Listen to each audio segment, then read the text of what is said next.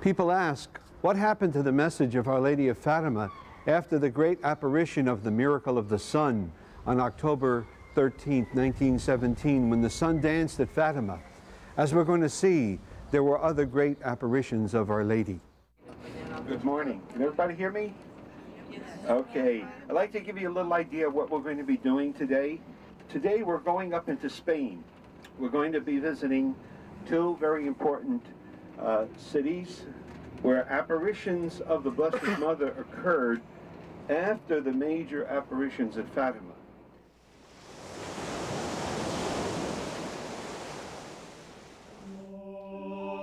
At the edge of Europe stands Portugal, a tiny bastion of Christendom whose devotion to the faith has withstood centuries of religious and political turmoil. With the dawn of the 20th century, this faithful daughter of the Church finds herself overrun by atheistic socialists in a continent gripped by the evil of World War I. Into this maelstrom of despair, the Blessed Mother brings heaven's message of hope to 3 shepherd children in the village of Fatima, a worldwide vision of peace that is as powerful today as it was then. We go down to Fatima and we go through the apparitions that took place there at Fatima, both the angel apparitions and apparitions of Our Lady. You'll be able to kind of fill this all in, all right, as to what Our Lady was asking. And then it brings us back here to Tui and to Pontevedra.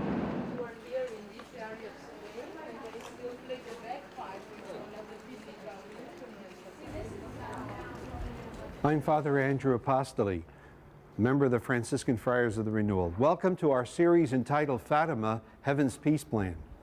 It was in this convent, called the Convent of the Immaculate Conception, that the first important apparition of Our Lady after the miracle of the sun took place on October 13, 1917, took place right here. It was a very important apparition because Our Lady asked of us something that she wants us to carry out that is a very important element in her peace plan for the world.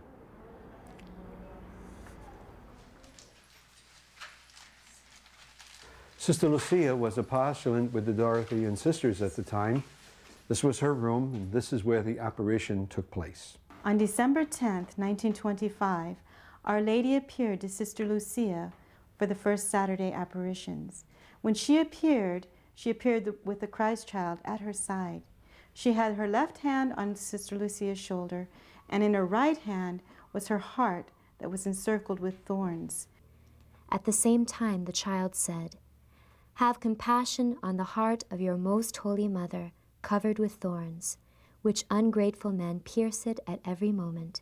Look, my daughter, at my heart, surrounded with thorns which ungrateful men pierce me at every moment by their blasphemies and ingratitude."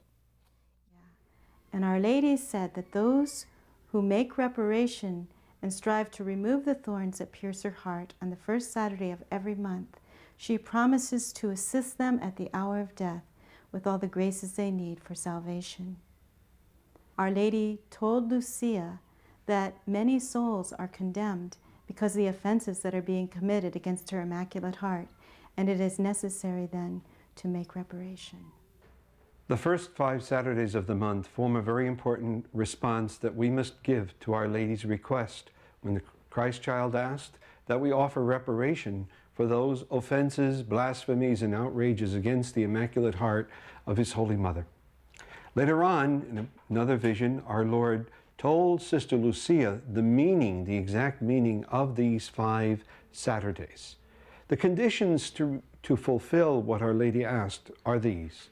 First of all, He wants us to go to confession specifically as part of the first Saturday devotion, to go to the sacrament to receive God's mercy. Secondly, to go to Holy Mass and receive Holy Communion. That communion is offered up as reparation for the sins against the Immaculate Heart of Our Lady. Then Our Lady asked that we recite 5 decades of the Rosary in her honor. We can choose, usually on Saturday, it's the Glorious Mysteries. And finally, she said that we must spend 15 minutes in kind of personal prayer to her, offering a kind of reparation to her by our words to console our Blessed Lady, to thank her for all the graces and blessings we receive through her intercession for each and every one of us. After all, we are her sons and daughters spiritually. So those are the conditions. Now, it was in a later apparition that our Lord revealed to Sister Lucia the exact meaning of the 5 Saturdays. What are we offering reparation for, in other words? The first Saturday is to offer reparation for blasphemies against the Immaculate Conception of the Blessed Virgin Mary. Remember, we say that Mary was conceived without original sin. This is a very important dogma and teaching of the Catholic Church, very dear to the hearts of our people. And it indicates that Mary did not have, for one moment, any sin, original sin, or later on, no personal sin. And it also means that the devil did not have, for even 1 second, any influence in the life of our Blessed Lady. And so this is a very cherished devotion. And those who blaspheme it are really attacking Christ's victory that he gave to his mother of freedom from sin. And that's why we want to make reparation for those who blaspheme the Immaculate Conception. The second Saturday is meant to offer reparation for those who blaspheme Mary's perpetual virginity. You know, in our society today, where sexual sins abound, people put down the whole notion of virginity. And Mary was virgin. As we say in our Catholic teaching, she was virgin before, during, and after the birth of Jesus. So we call that Mary's perpetual virginity. Today it is attacked in our society. It is downgraded and disregarded. And so to make reparation to Mary for this beautiful gift that God gave to her, which supports all of us, no matter what our vocation, if it's the vocation of priesthood and religious life, where a person embraces a life of celibacy, or it's the vocation of married life, where a person enters into union with their spouse and are faithful to that spouse and live by the law of God in the chastity according to their vocation, Mary's perpetual virginity is an inspiration to us. As Bishop Sheen used to say, where devotion to Mary is strong, there's respect for womanhood, for motherhood, and for virginity. The meaning of the third of the first Saturdays was to be reparation for those who deny Mary's motherhood as the mother of God and also as our mother. Remember, the key to all that Mary is, her role in salvation history, her importance, her dignity, is that she was chosen of all women, blessed among all women, to be the mother of the Son of God. And so we call that the Divine Maternity of Our Lady. And there are many who reject that today, or at least make fun of it, insult it. They also reject the idea that Mary plays any role as mother in our own lives. And yet Jesus gave her to all of us as a mother from the cross. When he looked down from that cross and he saw his mother and he said, "Woman, behold your son." And then he said to the disciple whom he loved, "Behold your mother." And so from that time on, Mary was our mother. In fact, for the very fact she gave birth to Jesus, who is the head of the mystical body, she in a sense became mother of all the members of the mystical body, including you and I. And so that was the third Saturday of reparation. The fourth Saturday of reparation was to be offered for those who mislead young people, who instruct the young to have no devotion to Mary, to ignore her, in fact, even to be hostile to our Blessed Lady. This is an unfortunate thing because the young are so impressionable. We know that our Blessed Lord from the Gospel, chided, corrected his own apostles who were keeping the little children from coming to him. And he said, "Do not hinder them, because it is to just such as these that the kingdom of heaven belongs." And Mary, as a loving mother, wants to embrace her children. When she appeared at Fatima, who did she appear to but 3 young children? Lucia, Francisco, and Jacinta. So our Blessed Lady is one who wants to draw all the young people to know and love Jesus. And so we make reparation for those who mislead the young away from Our Lady. And the fifth of the 5 first Saturdays is offered in reparation for blasphemies against the image of our Blessed Lady. You know, as it's part of our Catholic tradition that we have always had from the earliest Christian centuries, images of Christ. We found them, for example, in the catacombs, images, paintings of Jesus as the Good Shepherd, one of the oldest in Western tradition, oldest image of Jesus. And we've had images of Our Lady as well. And so it has always been part of our tradition to have pictures, statues of our Lord and our Blessed Lady. Of course, we don't see the statue itself as Our Lady. It's not plaster or plastic that we are adoring or praying to, venerating in the case of Our Lady. We adore Christ. But it is a matter of reminding us of their presence, just as we have pictures of our loved ones to remind us of who they are. And when we're separated from them, we look at that picture and we're reminded of those who are very dear to us. So there are those who offend Our Lady. And we know that recently there have been works of art, as it's so called, that have been really blasphemies against the dignity and honor of Our Lady. And it is to make reparation for these insults, for this degradation of the dignity of the Mother of God, that our Lord was asking in the first Fridays that we offer the fifth one in reparation for those who desecrate images of Our Lady.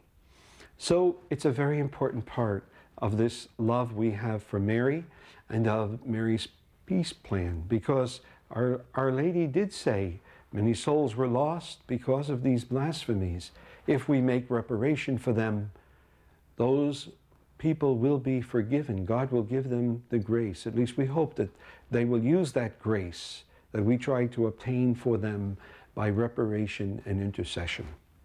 On February 15th, 1926, Sister Lucia was walking down the steps to throw some rubbish into the vegetable garden. As she was walking down the steps, a little child came off the streets through the doors. She went up to the child and asked him if he would pray a Hail Mary at the Church of the Santa Maria around the corner. There's a statue in this church of Our Lady holding the child Jesus. And so the child left. Sometime later, the child returned, and she went up to the child and recognized it was the same child that she had spoken to before. So I questioned him, "Did you ask our Heavenly Mother for the child Jesus?" The child turned to me and said, "And have you spread throughout the world what our Heavenly Mother requested of you?" With that, he was transformed into a resplendent child. Sister Lucia said, "My superior said that she could do nothing. Our Lord said, yes, without me you can do nothing, but with me all things are possible." Sometime later, our Lord revealed to Sister Lucia that it was his desire that devotion to his mother's Immaculate Heart be placed alongside devotion to his own Sacred Heart.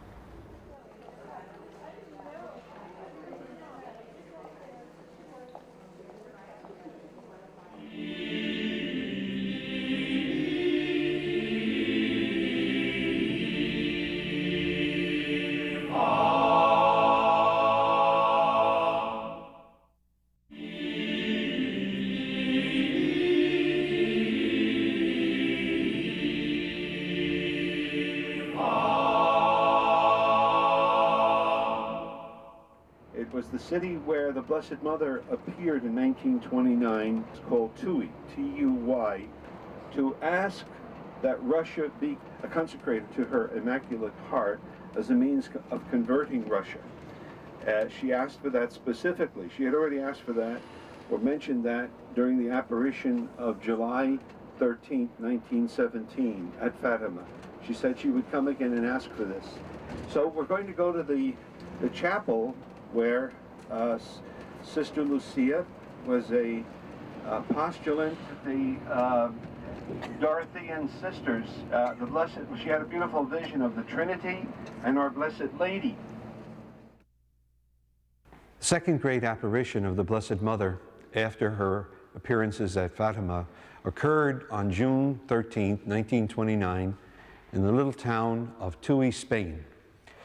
During her apparition at Fatima, the Blessed Mother had promised on July 13, 1917, she had told us that she had a plan for peace in the world.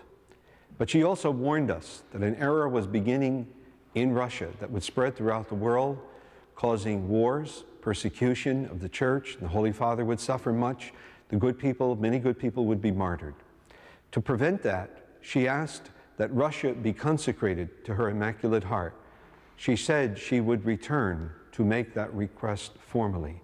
She did that in Tui on June 13, 1929. In this chapel, the last public vision of Sister Lucia took place. She received permission to have a holy hour from 11 to 12 at night. And as she was in this chapel, she put her forehead to the ground, praying the angel's prayer. And she said she was very tired. She got up, and when she got up, the whole chapel was illumined with light. And above the altar appeared a cross of light reaching to the ceiling. In a brighter light on the upper part of the cross could be seen the face of a man, and his body as far as the waist. Upon his breast was a dove of light. Nailed to the cross was the body of another man. A little below the waist I could see a chalice and a large host suspended in the air, onto which drops of blood were falling from the face of Jesus crucified and from the wound in his side. These drops ran down onto the host and fell into the chalice. Beneath the right arm of the cross was Our Lady, and in her hand was her Immaculate Heart. It was Our Lady of Fatima with her Immaculate Heart in her left hand, but without sword or roses, but with a crown of thorns and flames. Under the left arm of the cross, large letters as of crystal clear water, which ran down upon the altar, formed these words, Grace and Mercy.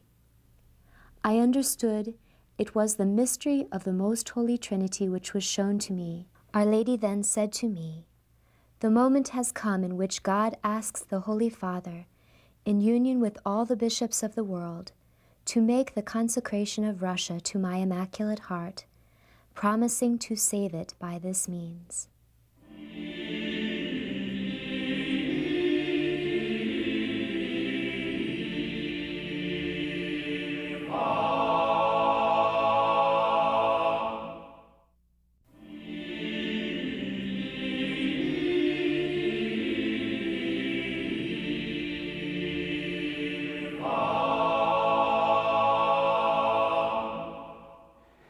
In 1942, Pope Pius XII did consecrate Russia and the whole world and the Church to the Immaculate Heart of Mary. However, he did not do it in union with all the bishops of the world. This was something that our Blessed Lord wanted, because he wanted to show that the conversion of Russia would come about through the intercession of his mother, that it was her prayers that would bring about this conversion. Our Lord communicated to Sister Lucia, stating that they did not heed my request. He said, like the King of France, the consecration will be made, but it will be made late, because the errors of Russia will have already spread throughout the entire world, causing wars, persecution of the Church, and the Holy Father will have much to suffer. The King of France was asked in the 1500s to consecrate France to the Sacred Heart of Jesus. He ignored that consecration. Our Lord promised that if he had consecrated France to his Sacred Heart, he would bless France in a special way and become a special friend to the King. But it was not heeded. And our Lord said that many sufferings would come to France if this consecration was not made. And so, the consecration is very important, not only for nations, but for the whole world. And it took a victim soul, Alexandrina from Balazar, who offered her sufferings for the consecration to be made. And in 1942, she had written to the Holy Father requesting that he make the consecration. And Lucia, Sister Lucia, followed up with a letter also. And Pope Pius XII in 1942 did follow through to make that consecration. But the consecration made by Pope Pius XII was effective. Our Lord promised that because of it, the Second World War would be shortened. It looked like that war would go on for many, many more years, but it ended about 2.5 years later. At the same time, it was Pope John Paul II who did fulfill all that our Blessed Lord wanted. Remember, he was shot, there was an attempt on his life on May 13th, 1981. A year later, he went to Fatima in a spirit of thanksgiving to our Blessed Lady to thank her for sparing his life. He then consecrated the world to the Immaculate Heart of Mary. But it was on March 25th, 1984, that Pope John Paul II, in union with all the bishops throughout the world, made what we call the collegial consecration, what our Blessed Lord wanted, a consecration made by the Holy Father with all the bishops. And Sister Lucia said that that consecration was accepted by heaven. And so the world and Russia were consecrated to the Immaculate Heart of our Blessed Lady. In fact, it was only a few months later, on May 13, 1984, that we remember that an explosion took place which destroyed many of the armaments in the Russian Navy, a sign of the beginning of the collapse of communism. The Berlin Wall was to come down soon after that. And the era of the beginning of the reign of peace, the beginning of the triumph of the Immaculate Heart of Mary has taken place. It is our responsibility now to carry that through by prayer and penance, that the triumph of Mary might be made complete by the conversion of every heart. It's when every individual, every family, every diocese is consecrated to the Immaculate Heart of Mary, then the whole world will experience the promise of peace and the triumph of Our Lady. We've seen how our Blessed Lady came to Pontevedra and to Tui to remind us of the message she gave us at Fatima. She reminds us of the importance of the 5 first Saturdays of the month, in reparation for the blasphemies against her Immaculate Heart. And she reminds us that not only did Russia have to be consecrated to her Immaculate Heart, but in a sense, our own hearts, our families, our land must also be consecrated to her. These are very important messages. In fact, the message of Pontevedra was so important that the Holy See declared that just like Paray Monial is considered the center of devotion to the Sacred Heart of Jesus, Pontevedra is considered the center of devotion to the Immaculate Heart of Mary. May the Lord give you his peace.